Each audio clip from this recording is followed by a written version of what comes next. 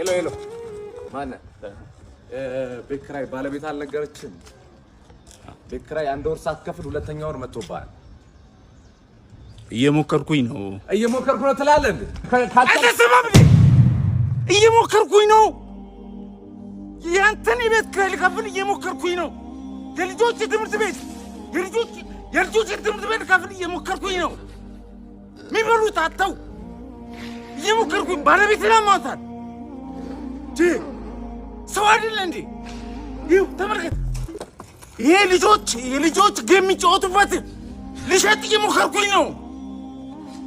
አስብ እንጂ ሁሉም ሰው እየሞከረ ነው በዚህ ሰዓት። እጁን አጣጥፎ የተቀመጠ ሰው አይደል እንዴ? ታገሰኝ በቃ። እየሞከርኩኝ ነው።